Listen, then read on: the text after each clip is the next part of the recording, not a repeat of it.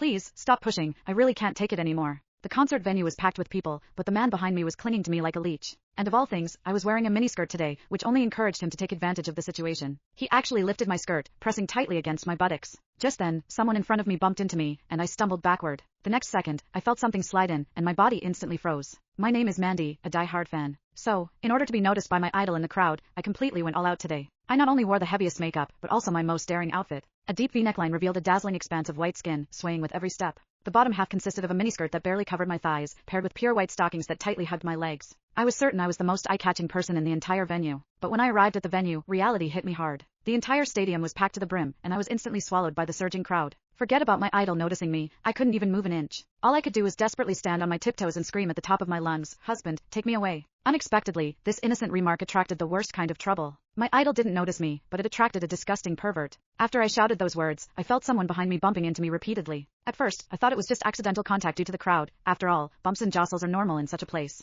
But the feeling became clearer and clearer. A hard object was repeatedly pressing against my buttocks, making me extremely uncomfortable. It was only then that I realized what had happened. I thought I had accidentally bumped into his hand, which he had placed behind him, so I quickly turned around, ready to politely apologize. I instinctively apologized, but he paused for a moment, then unexpectedly flashed a meaningful, mischievous smile. "It's all right, I'm happy to oblige." When I turned back around, pretending nothing had happened, I didn't expect him to become even more brazen, pressing himself against me. The force was more deliberate than before, so I had to force all my attention onto the idol, desperately trying to ignore the strange feeling behind me. But the man became increasingly bolder. The next second, he actually lifted my skirt and pressed himself tightly against me. Unfortunately, I was only wearing a thin strap dress that day, so my entire buttocks were completely exposed. I could clearly feel something directly touching my skin. I instinctively thought it was his finger, but then I realized something was wrong. I discovered that the warm, firm touch couldn't possibly be a finger. Instantly, my mind went blank. I had lived 20 years, and this was the first time a man had treated me like this. A wave of immense fear overwhelmed me, and every cell in my body screamed to escape. But the crowd was so dense, there wasn't a single gap. I was like a deer caught in the headlights, unable to move.